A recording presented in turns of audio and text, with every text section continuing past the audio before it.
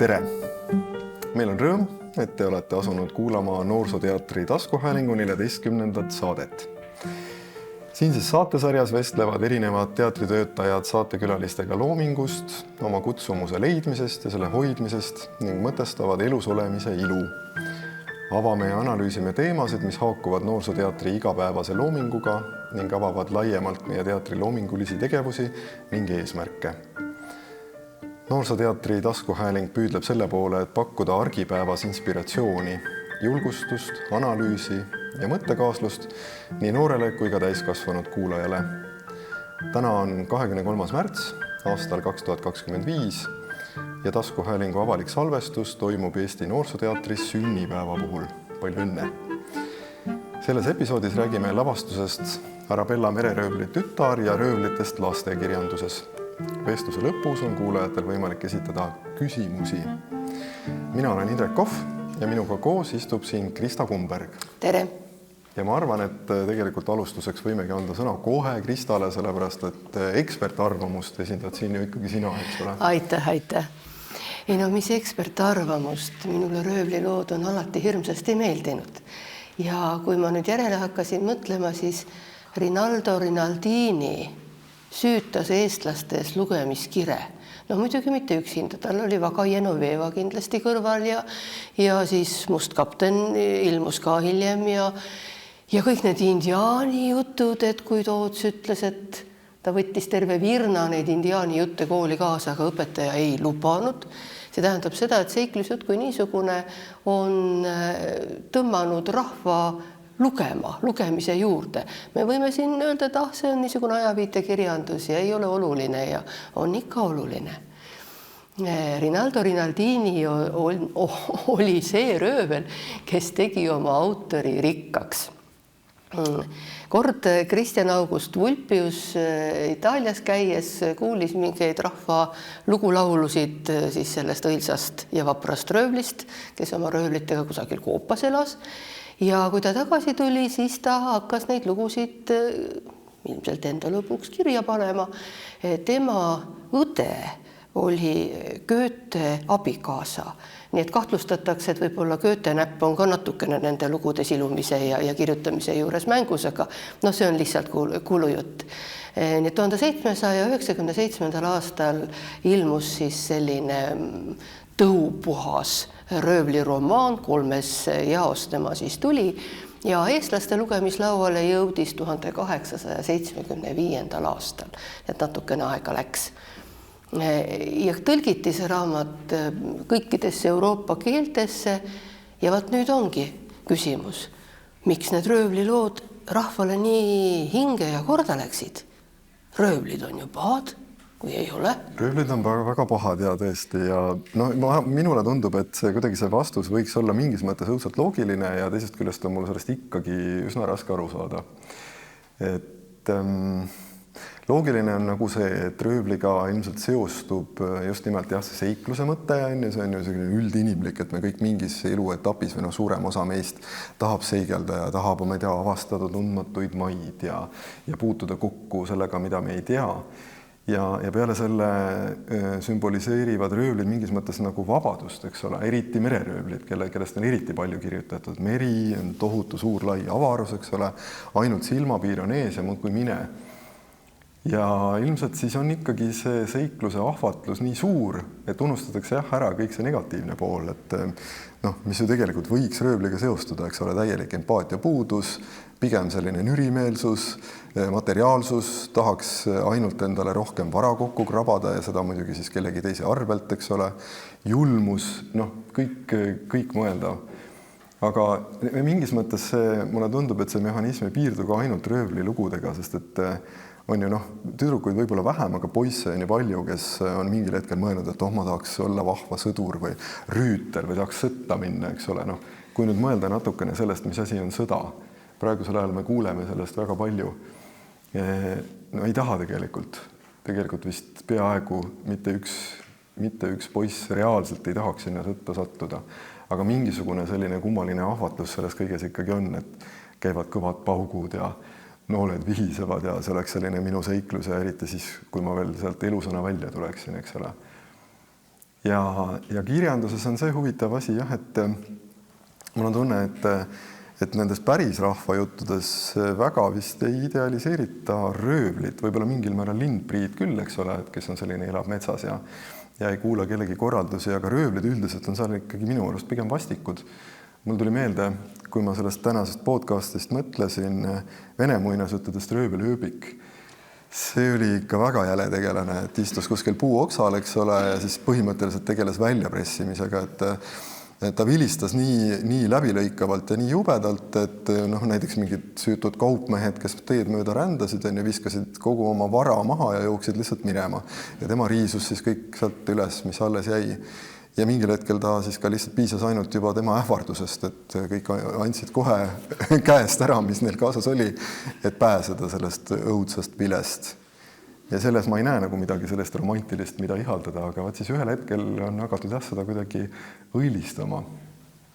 No vot kõige vanemad lood äkki ongi need Robin Hoodi lood, et kuskil 1100 millegagi juba on kuulda neid lugusid olnud ja kirja pandud on neid ju 5 erineval moel või isegi rohkemal, kui mõelda kõik need filmid sinna juurde. Ja no jah, ütleme, tema oli lindprii, aga kuidas ta elatist teenis? No röövimisega. Jah. Kuigi on kirjas, et nad korjasid marju ja seeni ja metsaandidest ja jahipidamisest elatusid, aga jahipidamine oli ju ka seaduse vastane, sest need olid valitseja maad ja seal juba hirve lasta ei tohtinud. Aga üks asi, mille pärast röövlid võivad rahvale, ütleme siis veel isegi lihtrahvale korda minna, et nad esindavad mässumeelsust. Et sellepärast nad ongi röövliks läinud, et nad on sattunud vastuollu ülikutega, valitsejatega, no seesama Robin Hood. Muidugi siin Robin Hoodi loo alguses on mitu varianti. Et üks on siis see, et tahtis ikka hirmsasti selle Marianiga abielluda ja siis keegi ülikutest ikka nagu ise oleks tahtnud selle Marianiga abielluda. Ja siis läks peale kaebamiseks lahti ja siis Nottinghami šerif kuulutas ta valitsuse, õigemini valitseja vastaste tegude eest, mida ei olnud, lindpriiks. Aga Howard Pyle, kelle raamat mulle hirmsasti meeldib, no küll see on üks muhe lugu, et seal pigem on nõndamoodi, et Robin on veel noorukene, tal on kõik hästi, tal on kodu, tal on kõik pere ja kõik on tore. Ja siis hakkab viibulaskmise võistlusele minema ja satub metsas nende metsnike, metsavahtide peale, seal nad on juba pisut joomased ja lõbusad ja söövad ja toimetavad ja ajavad juttu ja hakkavad noormeest otse öeldes mõnitama. Ja tollel siis süda saab nii täis, et kas ta nüüd tahtis selle noolega tingimata metsavahti tabada, aga tabas. Ja see oli kogemata Nottinghami šerifi sugulane ja siis ei olnudki pikka juttu, kui et lindpriiks kuulutati ta ja mis siis ühel lindpriil on teha. Et ongi oma elatise eest kuidagi ebaseaduslike vahenditega hoolt kanda. Muidugi võimendatud on see, et Robin Hood jagas varanduse vaestele, mille ta siis rikastelt röövis. Et jagas ta siis või ei jaganud, aga Pyle'i raamatus on kirjas, et ta vähemasti õnnetuid neitseid toetas, kes vastumeelselt mehele taheti panna, et andis talle siis kaasavara, et ta sai ise omale mehe valida. Et tegi küll häid tegusid ka. Ja see mässumeelsus, jah, ma arvan, et see on lisaks seiklustele ka üks võtmesõna, miks need lood nii populaarsed olid.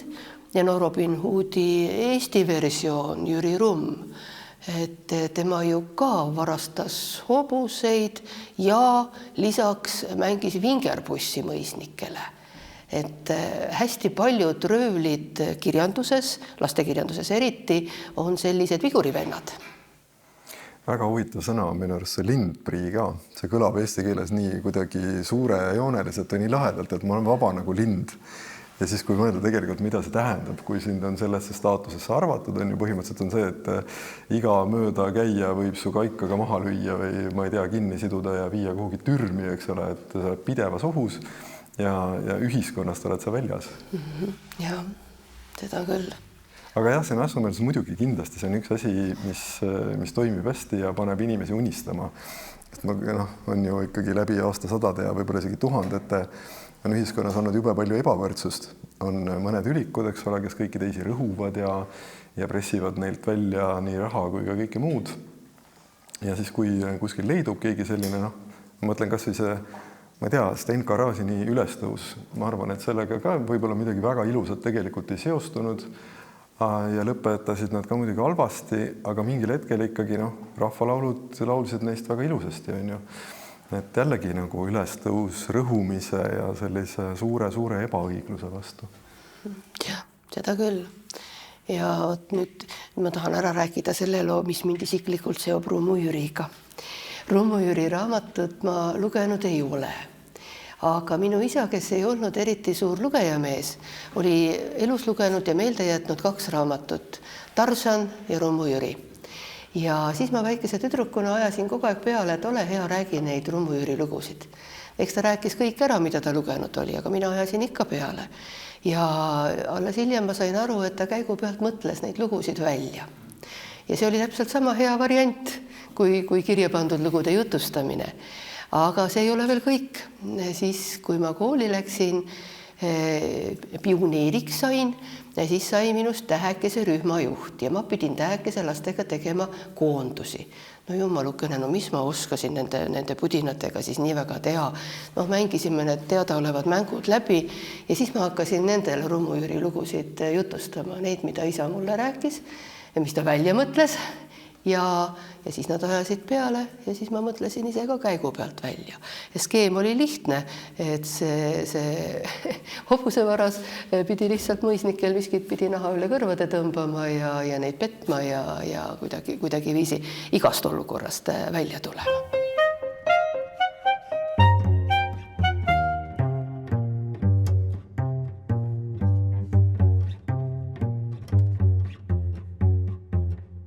Aga jah, kui nüüd siis seda kirjandust mööda edasi minna, siis seda on ikkagi päris hämmastav vaadata, et kuidas ma ütlen, et kuivõrd rikkalikku loomingut on see röövli kujutelm või kuidagi see röövli elu unistus siis lõpuks andnud, eks ole.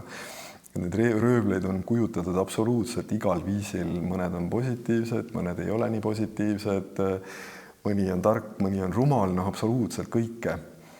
Sa, kui ma ei eksi siin lavastuse Arabella mereröövli tütar Kavalehes mainid muu hulgas ka Saarete saart. See on üks lähenemine asjale, eks ole. Siis on ka selliseid kirjanduslikke viiteid, kus raamat iseenesest ei räägi röövlitest, aga kus neid kuidagi mainitakse. Mina mäletan, et mulle poisikesena kuidagi läks väga korda ja mõjus ikkagi sellised mõnusad kõdi tekitavalt see, kus Pipi ütles, et Tommile ja Annikale, et me hakkame mereröövliteks. Ja siis, kui äge see oli, et nad leidsid pööningult veel mingid püstoleid ja siis ma ei tea, räägiti rummi joomisest, on ju, et surnu kirstul 15 meest ja nii edasi. Ja juba nädal aega ilma tubakata üksikul saarel. Just, ja et nad olid ka kuidas ta ütles, vaevleme siin üksikul saarel juba 15 päeva ilma tubakata, eks ole. Et see kuidagi, tõesti nagu väikesele poisile mõjus küll selliseid unistusi tekitavalt. Aga siis mul on kaasas siin üks raamat, mis tõenäoliselt, ma arvan, et seda raamatut ma olen oma elus kõige rohkem kordi lugenud.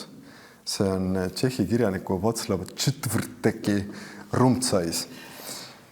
Ja see röövel on kuidagi hoopis teistmoodi. Ta selles mõttes küll läheb nüüd sinna siis mässumeelsuse voolu mingis mõttes, et tema võitleb kõikvõimalike ülikute ja valitsejate vastu küll. Aga satub ta seda tegema vastu tahtmist või kuidagi olude sunnil. Seal on niimoodi, et ta on tegelikult aus kingsepp, kellel on oma kingsepa töökoda ja siis tuleb tema juurde linnapea, kes on väga uhke oma suurte jalgade üle ja tellib temalt saapad. Ja kui Rumtsais hakkab linna pealt jala mõõtu võtma, siis ta teeb mingisuguse sellise nalja, et on küll, aga et võrreldes ikka ühtede teiste jalgadega, millele ma ka saapad tegin, need on ikka sellised lapselallud põhimõtteliselt. Ja siis linnapea solvus nii rängalt, et ta lasi Rumtsaisi töökoja kinni panna. Et Rumtsais... Ja tead, mis kiri seal peal oli? linnapea jala solvamise eest surmani suletud. Just, see on kiri, mida ma ei unusta iial, see on väga armas. Ja siis läheb Rumtsais, leiab ühe koopa sealt linna lähedalt Raholetši metsast, asub sinna elama ja siis seal algavad siis tema need röövlivägiteod, aga need kõik on sellised, et ta ei röövi põhimõtteliselt midagi, ta teeb ainult heategusid. Ta on selline puhtalt nagu hea röövel. Päästab inimesi igasugustest olukordadest. Mulle väga-väga meeldib see lugu näiteks, kus ta pahandab selle peale, et keegi ajab põõsalinnu emaslinnu pesalt ära ja sinna jääb, kui ma ei eksi, 6 muna. Ja siis mõtleb, mida nendega teha, et peaks nad lõpuni hauduma, üritab endale kaenla alla panna, aga siis mõtleb, et seal nad lähevad ikkagi katki. Ja siis ta leiab lahenduse, et ta paneb need oma püstolitorusse. Ja siis tekib mingi järgmine olukord, et kas vürst või kes see ülik seal on, nii täpselt ei mäleta, et saadab oma suurtükiväelased tema vastu. Siis ta üritab neid tulistada ja püstolist lendab välja 6 äsja koorunud põõsalindu, kes hakkavad laulma, siis ilmuvad kohale metsapiigad ja need suurtükiväelased hakkavad metsapiigadega tantsima, nii et lahing lõpeb niimoodi, et see minu arust iseloomustab väga hästi selle Rumtsasi tegevust. Ja siis peale selle, see küll ei lähe nüüd selle röövli teemaga kokku, aga ma mõtlesin, ma ikka tahan ära rääkida, et kui väga mulle selle raamatu puhul meeldis see, et siin on mõningaid sellised võõrates keeltes sõnu. Siin on näiteks vürst ja vürstinna, kes nagu ülikutele kombeks siis vürtsitavad oma kõnet mõningate prantsuskeelsete sõnadega ja siis on muidugi saksakeelseid mingeid sõjaväe käsklusi, selliseid, ma ei tea, links, rechts, bajonett, auf. Et ma arvan, et võib-olla ma olin kuskilt filmidest kuulnud Hitler kaputt, eks ole, aga rohkem ma saksa keelest midagi ei teadnud. Aga siit ma sain juba teada vasakule, paremale ja tääk püssi otsa ja selliseid käsklusi, et see annab veel minu arust väga palju sellele Tšütvrteki raamatule juurde. Nii et see on minu jaoks selline röövel number 1, ütleme, mis puudutab lastekirjandust. Ja ta oli ka looduskaitsja, et ta ikka kõikides olukordades püüdis säästa loomi ja linde ja ka metsa, tervet metsa. Ja kui ta ka ausale teele siis tagasi pöördus, siis taheti mets maha võtta, ta pidi jälle minema röövliks. Ja siis on jällegi üks niisugune kaunis tsitaat. Maailmas on veel vähe õiglust, seepärast peab see, kes tahab kingsepp olla, röövel olema. Just, selline tõsine vabadusvõitleja. Ja siis võib ka ära rääkida selle raamatu lõpu, et lõpus on veel niimoodi, et keisrihärra ise juba läheb Viinist sõjaga Rumtsasi vastu ja siis kuidagi ta trumpab ikkagi ka keisri üle. Ja juhtub nii, et tema koos oma metsast leitud abikaasa Mankaga satuvad Viini keisri paleesse ja teenrid ajavad neid sassi kuidagi, et nad arvavad, et tegemist on keisripaariga, kes on võidukalt tagasi tulnud sõjast. Neid siis seal ümmardatakse ja niimoodi toimub veel ühte teist. Ja siis viimasena siis need teenrid küsivad, et mida keisrihärrad sooviksid veel teha. Siis ütleb Rumtsais selle peale, et me läheme oma tubadesse. Ja raamatu lõpp siis ütlebki, et see oma tubadesse minek on niimoodi, kohe loen siit ette. Ta võttis Mankal käe alt kinni ja koos läksid nad koju Tšehhimaale koopasse Raholetši metsas. et ikkagi läks ta sinna siis tagasi ja jätkas võitlust õigluse ja vabaduse nimel. Just, kuigi ta oleks tahtnud rohkem kingi ikkagi teha. Seda küll, põhiliselt oleks ta tahtnud teha kingi. Sealt, veel üks suurepärane sõna, vabandust, ma ei saa, see raamat on lihtsalt nii vaimustav, et ühed saapad pidi ta tegema korduaannahast. Õppisin raamatust sellise sõna ja hiljem tuleb välja, et see on seotud kuidagi Kordobaga, ma täpselt ei mäleta isegi, milline see korduaannahk on, aga iseenesest vägev sõna. Kõrge kvaliteediga nahk nii. Mida eluks kaasa saada lasteraamatust. Ja minulgi on siit üks hästi sümpaatne stseenikene, mis küll röövitööd ei puutu, aga mingil põhjusel oli vaja Rumtsaisil saada vastu torni püsti üks hiiglama pikk ja suur ja raske redel. Ja Manka oli temaga kaasas ja oli ka valmis mehele appi tõttama. Ja selle peale Rumtsais ütleb, et ei, sina istu sinna kivi peale ja naerata. Ja siis läks tal selle redeli püsti ajamine väga hästi korda. et no igapidi hästi sümpaatne raamat. Mingil ajal oli ta koolis ka kohustuslik kirjandus, aga ma ei näe põhjust, miks ta ei võiks ka praegu olla, sest just nimelt see looduse hoiu pool on siin ju väga oluline teema. Ja nalja saab ka ikka üksjagu. Aga mina tüdrukupõlves lugesin, mul oli 2 lemmikraamatut, mida ma korduvalt üle lugesin. Üks oli 3 musketäri ja teine oli Pärija Kalkutast.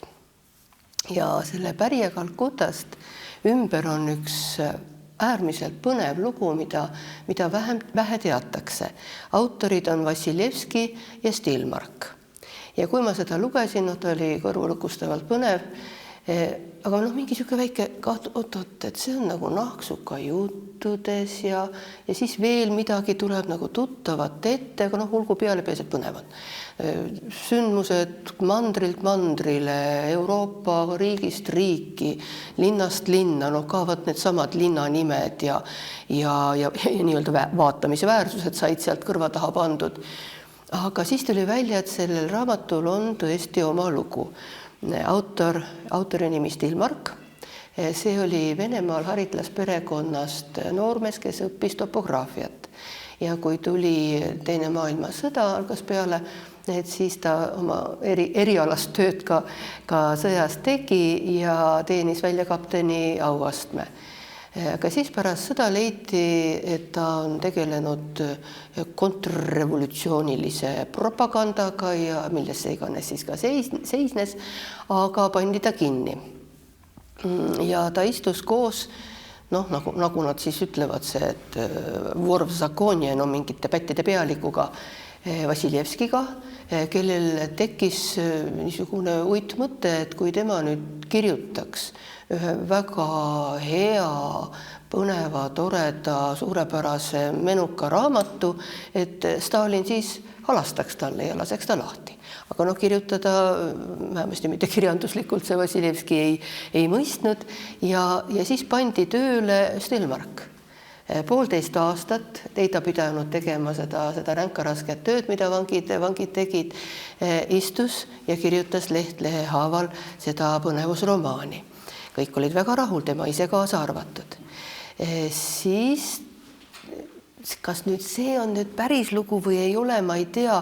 Ma ei leidnud 94. aasta Postimehe 5. jaanuari numbrit, kus see lugu sees on. Et ilus lugu igal juhul, et ühe Eesti noormehe, kaasvangi, helesinine särk ohverdati selle raamatu ainueksemplari kaante nii-öelda kalinguriks või katteks. Ja. Aga muidugi autorsuse osas, kui on 2 autorit, siis tekib probleeme. Ja seda Stilmarki üritas Vassiljevski likvideerida seeläbi, et tema voodi, kus Stilmark pidi siis magama, et ühel hommikul leiti, et padi on kirvega pooleks löödud ja tekk on auklik. Aga mingil põhjusel siis Stilmark magas kusagil mujal, kas ta oli aimu saanud või ei olnud aimu saanud. Igal juhul 51. aastal see raamat ka ilmus, muutus väga menukaks ja meil tuli ta siis sarjas Seiklusjutte maalt ja merelt 60-ndatel. Ja seal on ka mereröövleid, põhiliselt mereröövleid, aga maaröövleid ja kõik on õilsad ja kõik on nii toredad. Kõik on väga hästi. Ja, väga põnev.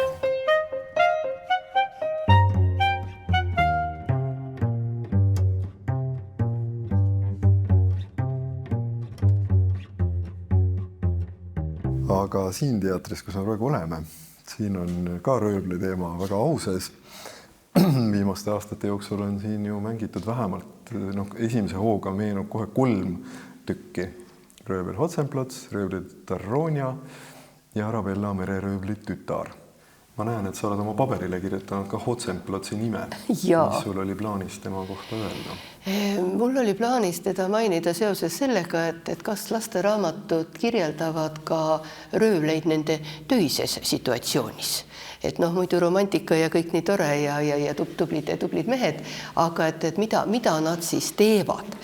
Ja sellest lastekirjanduse pildist Hotzenplotz jah, ta on ka naljakas röövel, aga ta siiski teeb halbu tegusid. No see on ju väga halb, kui vanaemalt röövitakse tema kohviveski, mis veel vanaema lemmikviise mängib ja Hotzenplotz on ju ka, tegeles ka inimrööviga, et lunaraha ta küll ei nõudnud, aga väga tore on kasutada lapstööjõudu koristamise ja keetmise juures. Nii et teda tuleb võtta tõsiselt, aga nagu mitmed teisedki röövlid laste kirjanduses, on võimalus, et ta teeb kannapöörde, et ta hakkab pidama röövli restorani, on röövel kõrtsmik, pakub röövlipraadi, küüslõuguseinasuppi ja slivovitsi. Et see lootus meile jääb, et ta vahetab elukutset. Ja tema puhul on vist ka see, et jah, me näeme teda neid halbu tegusid tegemas, teda on küllalt raske kätte saada, eks ole. Selles mõttes ta võiks olla nagu selline nutikas röövel, aga kokkuvõttes jätab ta pigem ikkagi sellise üsna nürimeelse mulje vist, eks ole. Nii nagu paljudes, ma ei tea, krimiromaanides või krimiraamatutes tuleb välja see, et noh, kas detektiivi hoiakutest või muidu, et noh, asjad on väga lihtsad, otsige lihtsalt raha ja tegelikult kurjategijad on üsna ikkagi sellised tuhmid tüübid. Raha või naist? No kas kuritegevuse puhul, no jah, võib olla ja. Aga et jah, et asjad ei ole, võib tunduda, et kuritegu on lahendamatu ja hästi keeruline, aga tegelikult noh, kurjategija tüüp või selline keskmine kurjategija on umbes selline nagu Hotzenplotz, ütleme, et ega ta ikka nii intelligentne ei ole, et selliseid noh, kuidas ma ütlen, intellektuaalseid ja väga selliseid paindliku mõtlemisega criminal mastermind, et neid on ikka vähe tegelikult vist kurjategijate hulgas küll. Ja nii ka siis röövlite ja tõenäoliselt ka mereröövlite hulgas. Lastekirjanduses üks tõsisemalt võetavaid mereröövleid on ju kapten Konkskäsi Peeter Paani lugudest. Et no teda ikka tuleb karta, et tema ihkab verd. Ja temast on teisendi kirjutanud Kornei Tšukovski versloos Parmalei. Et noh, tihtipeale need vene autorid midagi autoriõigustele vilistades, millest nad ka midagi ei teadnud tegelikult, et võtsid kusagilt Euroopa kirjandusest mõne teose ja töötlesid. No Buratino on ka üks väga hea ja õnnestunud näide. Et jah, seda Konkskätt tuleb ka tõsiselt võtta. No Anderseni Lumekuningannas on ju kõrvaltegelane samuti proua röövel oma tütrega ja oma kambaga. Ja nemad ju esimesel pilgul tunduvad ka julmad ja jubedad, et lubavad kõigil seda kaela noa otsaga kõtitada. Aga nii nagu Arabella isa Daniel Tina, nii ka Anderseni muinasloos see röövlipäälikus proua armastab oma tütart jäägitumalt ja kui tütar on õnnetu, et Gerda ei pääse oma venda päästma, et siis varustab teda ju kõigekülgselt reisitarvikutega ja saadab ta õnnistusega teele. Nii et ikka selle röövli südame põhjas kusagil on mingi selline pehmem koht ka. Et aga Hotzenplotz on jah niisugune, kes küll jah skeemitab ja tal isegi aeg-ajalt õnnestub, aga kaks nutikat poissi, need löövad alati tal siis pinnajalge alt. Kellest üks on vist nutikam kui teine küll. Jah, seda küll ka, aga nendel on hea koostöö. Ja, seda küll. Ja neil on palju õnne. Ja, on nendel ka. Nagu lugudes peab olema. Jah. Aga siis järgmine selle teatri mängukavast on Röövlid ja Taronia, mille puhul just Astrid Lindgren on teinud selle huvitava triki, et ta räägib röövlitest, eks ole. Mulle tundub, et ta nagu otseselt ei idealiseeri neid ja samas on siin, või peaaegu ei olegi juttu sellest ikkagi, et milles see nende töö siis seisneb. Me saame küll sellest aimu selle kaudu, et Ronja ise ei taha röövliks hakata. Et sellega ta vihjab kuidagi sellele, et röövlitöö on kuri.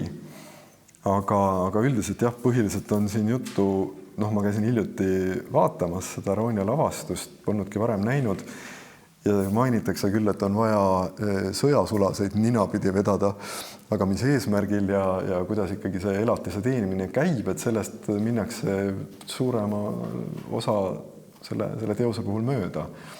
Et see on selline kõrvalprodukt nii-öelda.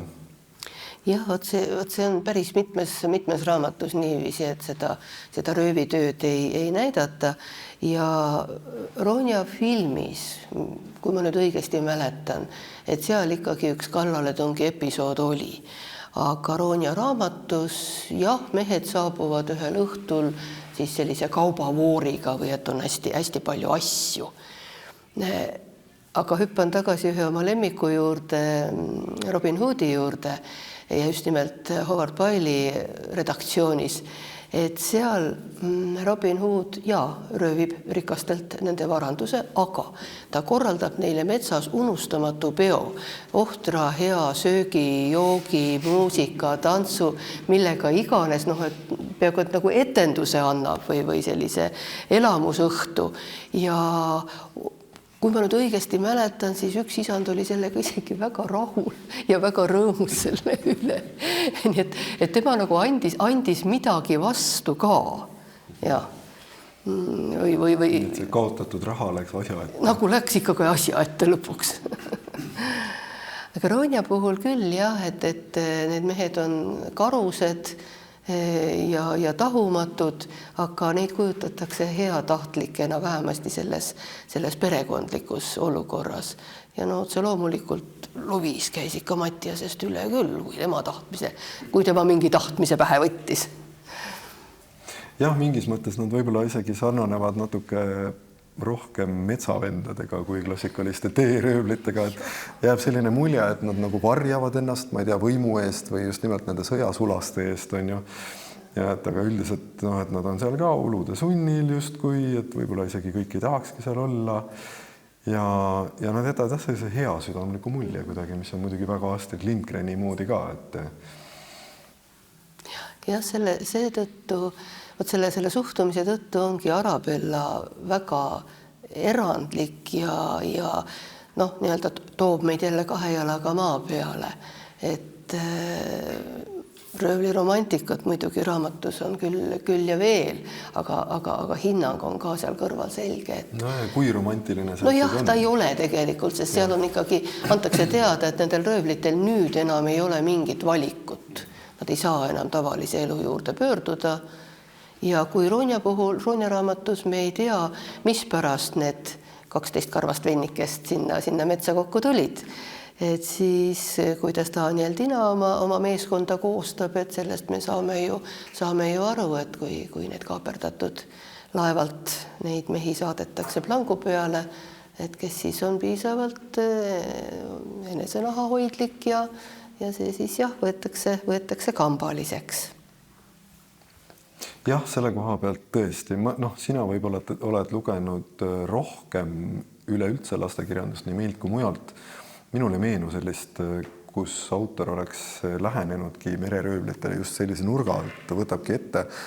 Tegelikult ta ju vaatab neid, kuidas ma ütlen, nagu seda röövlielu sellise realistliku külje alt, halastamatult, mis need siis ikkagi tegelikult on, mida nad teevad, mis selle kõigega kaasas käib. Ongi lihtsalt ahnus, rumalus ja lõpuks on juba väljapääsmatus, eks ole. Aga ma arvan, et enamik neist ei mõtlegi sellest, et nad tahaksid sealt välja pääseda, sest nad on muutunud kuidagi nii raha ja muu aarde ahneks, et see ongi kujunenud nende ainsaks ideaaliks, eks ole, ainus asi, mis neile elus veel rõõmu teeb. Ja aga mis nad selle varandusega peale hakkavad? Käivad seal koopas vaatamas ja katsumas. Käid ja imetled ja sa tead, et tegelikult sul sellega õieti midagi peale hakata ei ole, aga ikka tahaks veel. Ikka tahaks juurde. Ja. Aga äkki, kas meenub sulle, et on maailma kirjanduses keegi veel midagi niisugust? Kindlasti on. Ega Stevensoni Aarete saares ei ole ka see mereröövli elu just kuldne põli. Seda raamatut ma ei mäleta.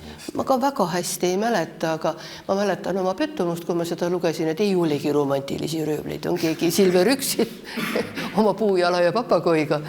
Aga jah, et midagi niisugust. Mulle tundub, et see oli vast siiski tõele vastav. Jah, nii ehk naa.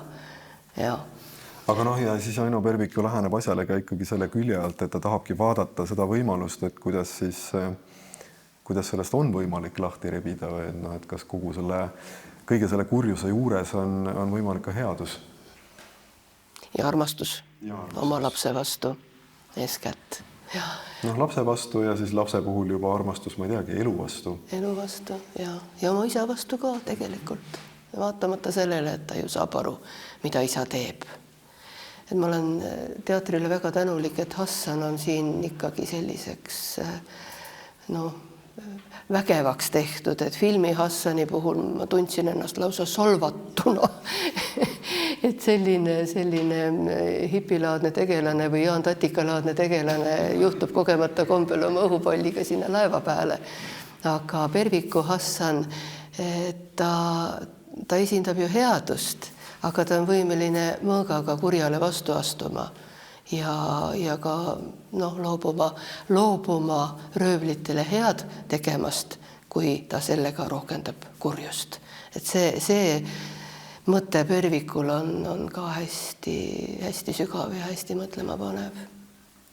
No see on jah, mingis mõttes isegi selline, ta on nagu natuke märtrikuju juba, et ta on tõesti valmis nagu loobuma ka oma elust selle nimel, et mitte kurjust juurde tekitada, et pigem jääks seda siis selle võrra vähemaks ja seetõttu on ta ka alistamatu, et teda ei ole võimalik hirmutada, ta ei karda mitte midagi. Mulle meeldib selle Arabella juures ka see, lavastuse juurde me pole veel jõudnudki, aga kui see kavaleht lahti lüüa, siis see, mida kirjutab lavastaja Mirko Rajas siin, et kes on siin saalis ka, et sa kirjutad, Mirko, siin palju oma selles sissejuhatavas tekstis vastutusest. Et see on asi, mis minu arust ka Perviku raamatu puhul tuleb väga tugevalt välja ja mis mulle on kuidagi eriti oluline siin, on see, kuidas laps võtab vastutuse. Just nagu see selline laps tunneb, et ta vastutab oma isa eest ja ta peab midagi tegema nii kaua, kuni see vähegi võimalik on ja selleks, et seda teha ja et nii-öelda isa järele valvata, suudab ta olla erakordselt vapper. Et selline asi nagu laste vaprus on siin Aino Perviku raamatus ka ikkagi väga tugevalt kuidagi esile toodud minu arust ja toimib väga võimsalt. Muidu lastekirjandus, kui nüüd Pervik kõrvale jätta ja võtta jälle tõlkeid ja muid raamatuid, siis röövlid on tehtud enamasti naeruväärseteks ja nende röövitööd kujutatakse ka naljakana. No, tuttavamad on ju juba pealkirja kaudu Torbjörn Egneri Kardemoni linnarahvas ja röövlid, Kaspar Jasper ja Joonatan. Et nemad on nagu pigemini sellised, mitte küll veel vanapoisid, aga noored mehed, kes ei ole ennast leidnud ja nad koristada, nad ei viitsi tööd teha, nad ei ole leidnud seda oma tööd, oma ala. Ja kui nad röövivad, siis nad röövivad ju ainult süüa, ainult toitu. Ja linnarahvas suhtub nendesse ka küllaltki kannatliku meelega. Ja nendega saab päris palju nalja ja kui nad siis selle sääduslise elu juurde tuua, siis igaüks leiab endale ameti ja nad muutuvad sellisteks ontlikeks kodanikeks ja on hästi toredad, et loomult nad ei ole pahad, nad on lihtsalt laisad. Kes lihtsalt hädasunnil või muresunnil, et tõesti lõvile on vaja süüa anda, eks ole, muidu hammustamine sõrme otsast ära, mida ta ka vist tegi. Et siis on vaja röövima minna. Nemad seostuvad mul veel ju ka Ülelinna Vinski raamatus nende Lutikalossi laiskvorstidega, kes ei ole küll otseselt röövlid, nad ei viitsi tööd teha. Kas kõik kolm on äkki abielumehed ka, naised peavad üksinda rügama ja peret, lapsi toitma ja mehe ka veel ära toitma ja nemad vedelevad kuskile, mängivad kaarte. Aga nad siiski ühe sellise röövimise akti panevad toime, nad lähevad sellisesse jällegi minu jaoks fantastilise nimega kohta nagu akordioni omaniku villa. Et selline mõiste, linnas elab akordioni omanik. Ja siis Vinski, kes on nähtamatu, eks ole, sunnib nad tagasi normaalse elu juurde ähvardustega lihtsalt.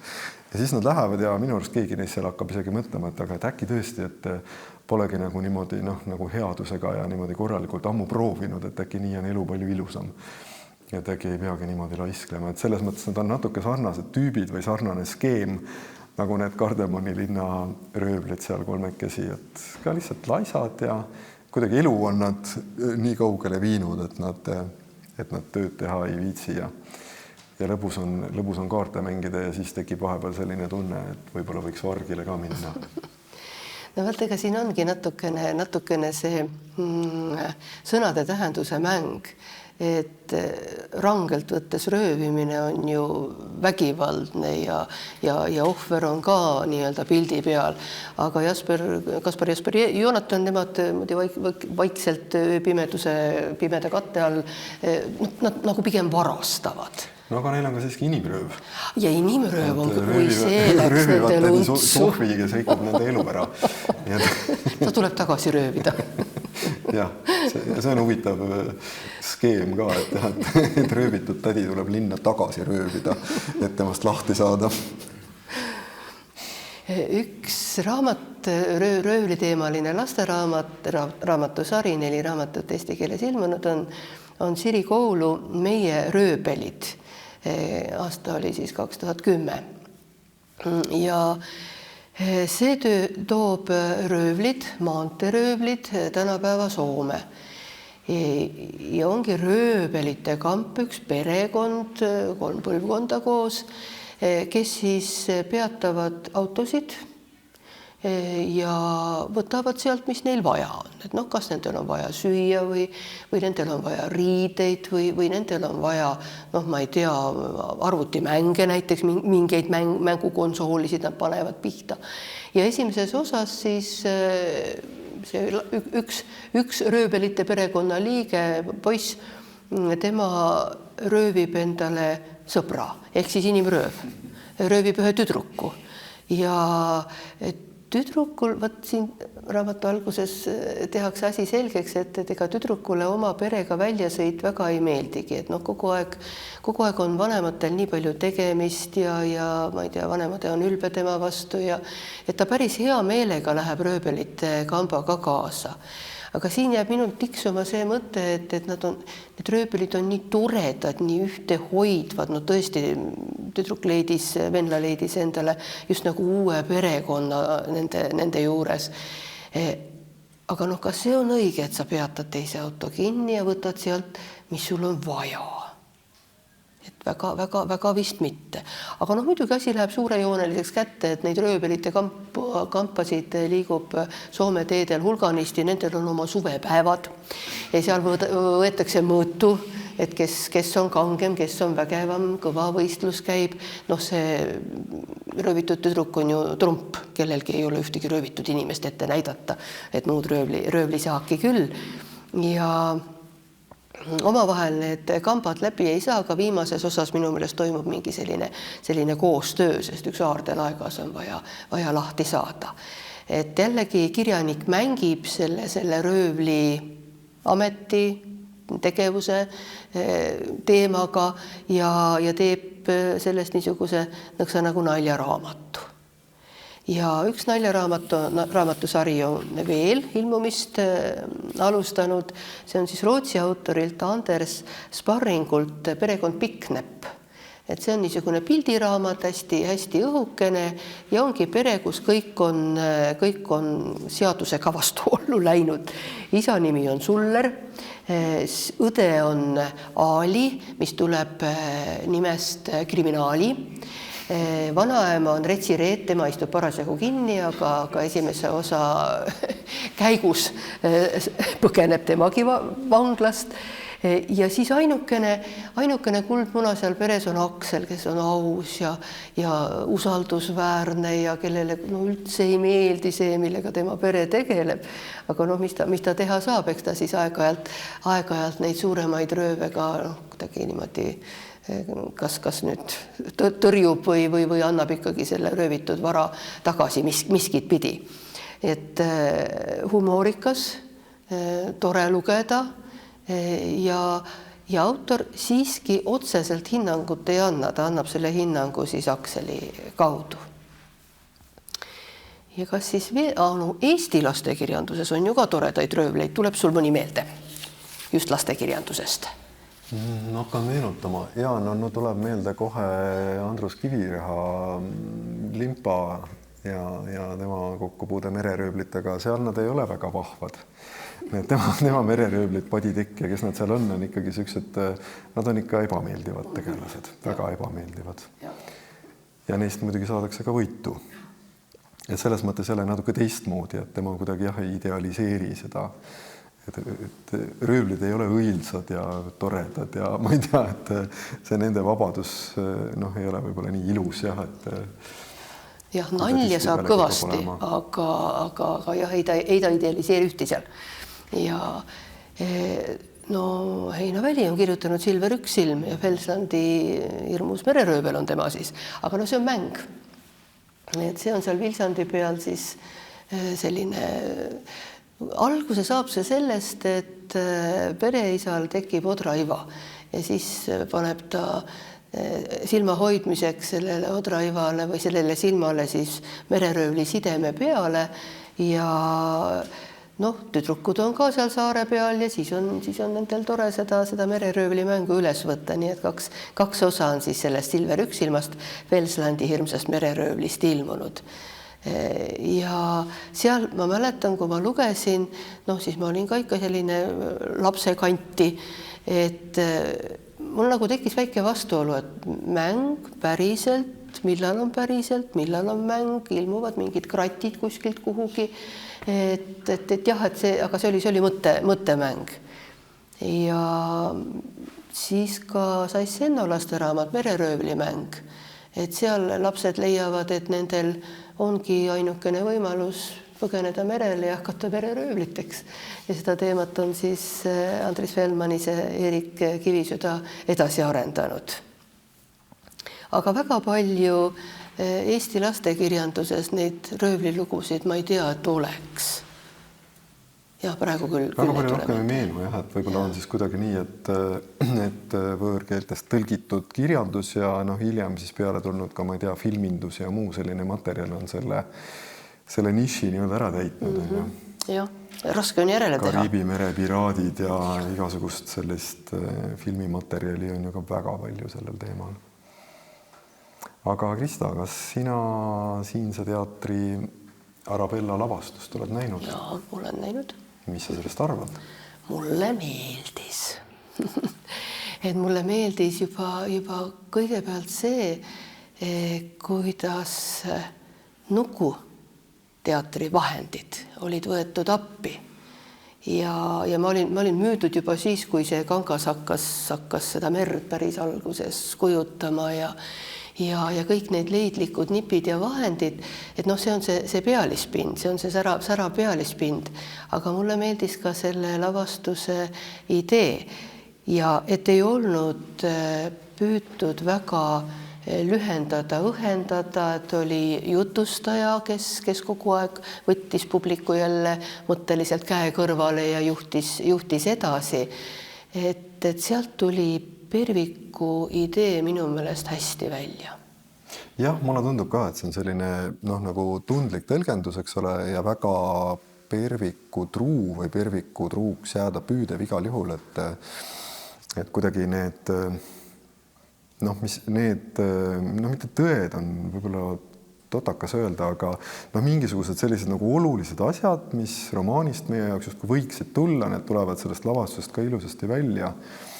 Võib-olla üks asi, mis on erinev, kui ma mõtlesin, kui ma nägin selle lavastuse ära ja siis umbes samal ajal tegelikult lugesin ka raamatu üle, et ma ei olnud seda raamatut lugenud, ma ei teagi, kaua aega. Ja siis ma hakkasin mõtlema nagu sellele, et Mirko lavastuses on need röövlid, nad on selline nagu äärmusesse viidud kurjus juba välimuse poolest, eks ole. Visuaalselt on see väga võimas tegelikult, mulle ka just meeldis see kuidagi see Nukuteatri ja visuaalteatri võimaluste ärakasutamine, kuidas üks näitleja saab korraga mängida, ma ei mäletagi, kas 6 röövlit või et see on täiesti suurepärane lahendus. Aga et ta on erinev selle poolest et need lavastuse röövlid mõjuvad natukene nagu juba sellised müütilised tegelased, nad on juba nii õudsad. Perviku raamatus võib-olla on nad natuke rohkem sellised sellise nüri igapäevase argise kurjuse esindajad või mul on natuke kuidagi seostus selle appi, mul ei tule nüüd nimi meelde, kes tuli välja rääkides natsirežiimi tegudest selle banaalse kurjuse mõistega, Hannah Arendt vist, eks ole, et tema nimetas seda banaalseks kurjuseks, ehk siis selline nüri kurjus. Ja ma mõtlesin, et tõenäoliselt, Mirko saab seda ise kommenteerida, kui meil jutu järg siin omavahel otsa saab, et see on võib-olla see, et lavastuse ja raamatu adressaat on pisut erinev. Et raamat, mulle tundub, on isegi võib-olla natuke rohkem juba noortekas ja ka täitsa täiskasvanute raamat mingis mõttes. Lavastus, teater tõenäoliselt on selle suunanud natuke nooremale vaatajale, kui on raamatu adressaat ja sellisena seda adressaati silmas pidades tundub mulle absoluutselt adekvaatne, et kui me tahame ikkagi nooremale vaatajale öelda, et see siin ongi nagu kurjus, nii kuri, kui sa suudad ette kujutada, et siis on see valik täiesti põhjendatud ja see ei lähe kuidagi nagu väga sügavalt vastuollu Perviku raamatuga. Perviku röövlid on karakterid, eks ole. Lavastuses on nad tervikmass. Koondkujud nagu et nad on juba füüsiliselt koondkujud, eks ole, et korraga on ühe näitleja seljas tema ise ja umbes 5 tükki veel. Ja filmis paralleelide mõttes filmiga, et seal on ju ka igaüks on omaette karakter, oma välimuse, oma iseloomu, oma tegudega, kes natuke leebem, kes natukene kurjem. Aga siin nad olid tervik ja see oli väga äge vaadata. Ja sellega ma olen ka täiesti nõus, mida sa enne ütlesid, et on väga tore, et see Hassani kuju on nagu pisut teistsugune kui filmis, et mulle tegelikult, tal oli vist filmis teine nimi ka, eks ole? Aadu. Just, et see Aadu on kuidagi siis sellele filmi karakterile ka sobivam nimi. Ma mäletan lapsena see tegelane mulle meeldis, sest ta ikkagi, tema on nagu see, kes kannab seda headuse poolt, eks ole, tema aitab Arabellal ka paremini sinna kuidagi jõuda ja lahendab seal mingid olukordi, ta mulle meeldis, aga raamatu kuju on kuidagi ikkagi mõjuvam, mulle tundub, et see Aadu versioon võib-olla lihtsustab natukene või? Ja Aadust ei ole kurjale vastu seisjad, et on niimoodi mõõgaga nagu lavastuse Hassan. Ja seda küll, mõõgaga mitte. Aga hinges muidugi, jah? Hinges küll ja oma ikkagi sellise, ma ei teagi, vaikiva vastupanuga. Et võib-olla see on siis selline nagu eestlaste vabadusvõitlus Nõukogude režiimi vastu, et me ka vaikides kogu aeg panime siin vastu, on ju. Ja väga vähesed tegid seda avalikult ja läksid ka siis vangi. Et võib-olla oli selles ka midagi niisugust. Mingis mõttes tegelikult, kui ma nüüd mõtlema hakkan ikkagi jälle ka tugev samm Aino Perviku poolt, et ma kujutan ette, et igasugune selline mingi kurjuse vastu võitlemine, et seda alati tol ajal, kui see raamat kirjutati ja ilmus, võis keegi ikkagi tõlgendada kui režiimi vastasust, eks ole. Et selle raamatu puhul see nii ei läinud, see sai rahulikult ilmuda, kõik on hästi, aga alati ma arvan, et selline mingisugune alltekst kuskil taustal ka ikkagi võbeles. Jah. Sellepärast alles 60-ndatel lubati hakata kirjutama kunstmuinasjutte, sest mine sa tea, mida ühe muinasloo varjus võidakse öelda ja mõtelda.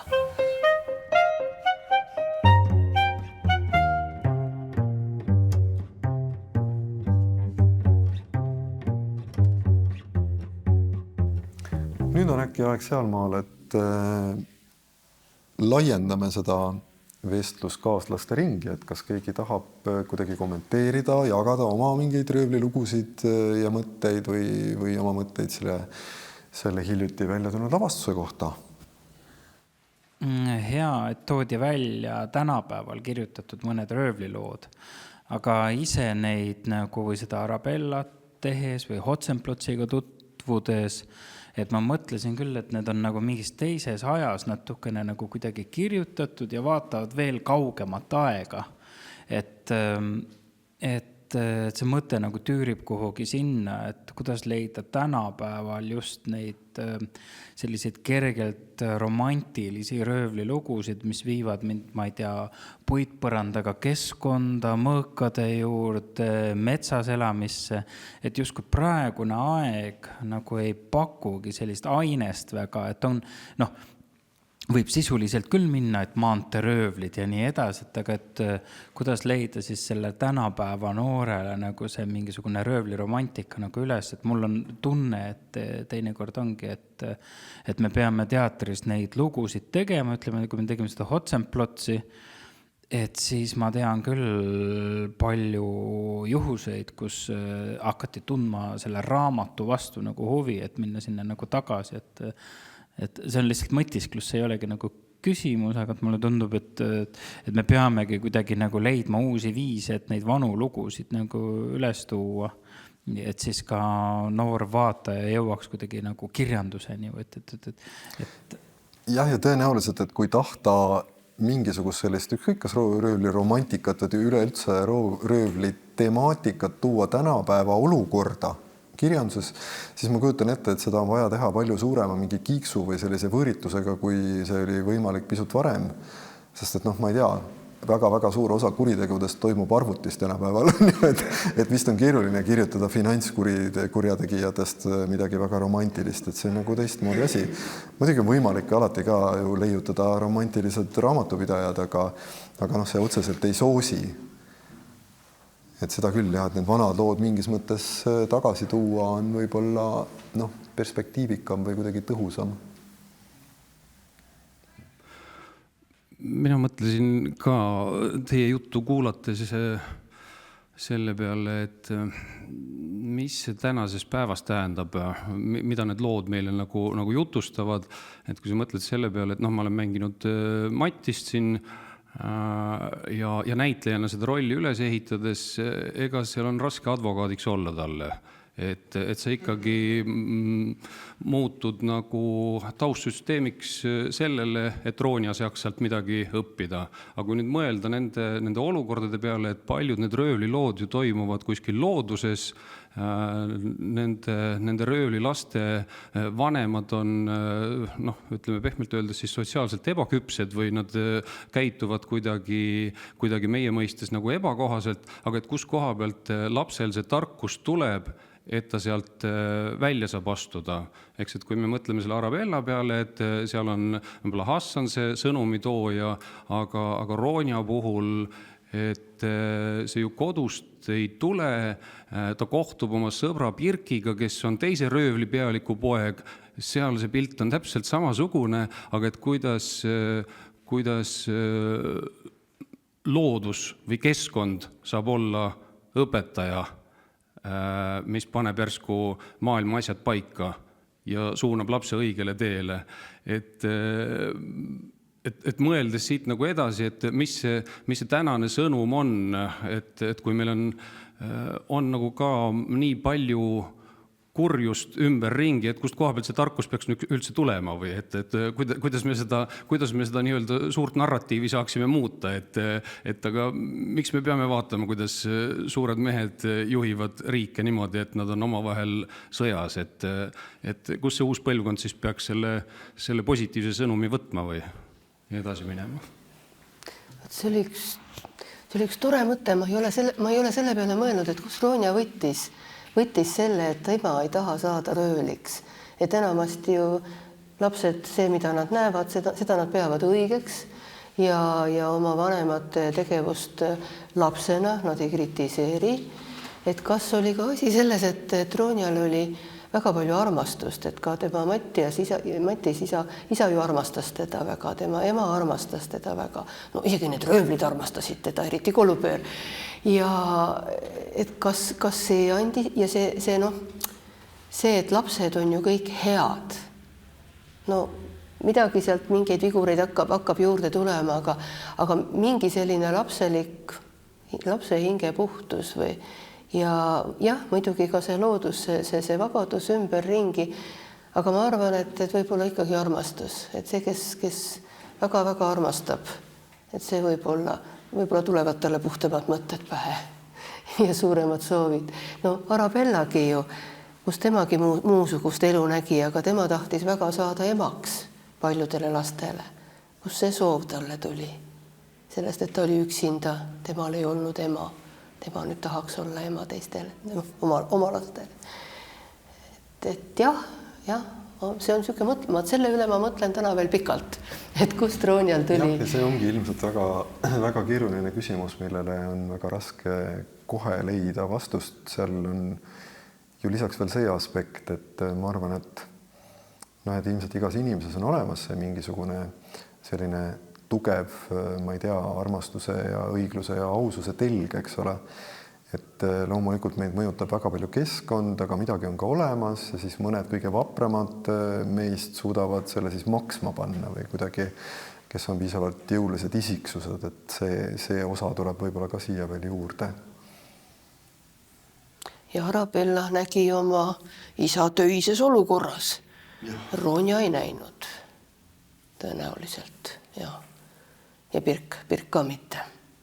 No Roonja on minu jaoks isegi natukene rohkem selline teismelise mässu lugu kui mingi röövlite lugu. Et kuidas tõesti see tema tugi, tema mastimänd, see Mattis oli lõpuks üks kõlupea tema arvates. Ja see Lindgrenil ei ole sellist teismelist tüüpi oma loomingus eriti, aga jah, Roonja siis on, kes mässab ka oma vanemate vastu, vanemate tegude, otsuste, ütlemiste vastu.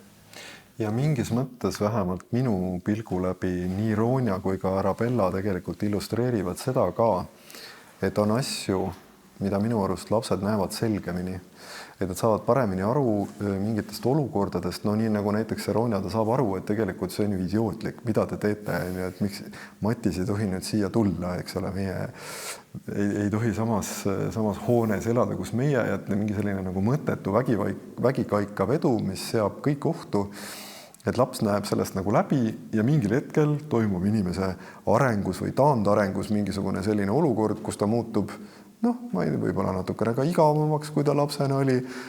Miskipärast tihtipeale silmapiir läheb justkui ahtamaks, kui ta oli lapsena ja siis tekib selliseid olukordi, kus ei nähta nagu väljapääsu, aga laps võib seda näha.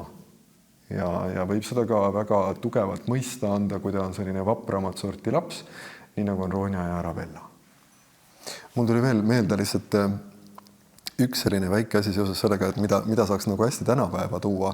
See ei puuduta enam otseselt röövlikirjandust, aga see puudutab natukene sellist seda vabaduse iha või et kuidas me tahame olla vabad ja võib-olla mingitest normidest pääseda. Et on ju terve suur hulk ka hulkurikirjandust. Ja et see hulkuri tüüp võib-olla toimiks tänapäeval paremini, et on ju siiamaani on olemas mingid lahedad hipisid, kes elavad Hispaanias kuskil koobastes, sest kliima seda võimaldab. Ja on, ma ei tea, toidupäästjad võtavad prügikastist parim enne ületanud söögiasju, mis kõlbavad veel täiesti süüa ja elavad oma vaba elu. Et selline asi näiteks on igati realistlik ja täiesti võimalik. Röövliromantika puhul on see ilmselt keerulisem. Lindgrenilt tuleb mul meelde kohe Paradiisi Oskar. Temal oli ka tema Anni Bernardi suvi igal aastal. Ja see oli ka äärmiselt sümpaatne tüüp, aga Lindgrenilt tuleb veel 2 röövlit meelde, õigemini hõbedavarast. Et Alfredo ja Ernst, Rasmus Pontus ja Lontu raamatust. Et jah, Ernst oli ohtlikum, Alfredo oli naljakam, aga inimrööviga ja hõbedarööviga tegelesid nemadki. Ja ka Pipit külastasid röövlid. Jah, oota, kõva Kaarel või... Seal oli isegi neid 2 paari. Seal Kurunuru Võti saarel olid ka Jim ja Pakk, eks ole, kes tahtsid lastelt vara ära röövida. Pärleid ära võtta. Ja siis jah, Kõva Kaarel ja see teise nime ma ei mäleta. Need, kes kammivilli pidid mängima. Ja Blom ja just või Blum. Nii et jah, neid röövleid on palju. Aga lastekirjanduses lapsed saavad röövlitest alati jagu. Õnneks küll jah, ma ei tea, kas see ongi nüüd siis ilus mõte, millega lõpetada see jutu ajamine. Või on kellelgi mõni muu ilus lõpetus, kokkuvõte. Äkki sina tahad midagi öelda röövlite kohta, mis sa arvad röövlitest? Niimoodi jah, pöial tõusis üles. Aitäh! Aitäh!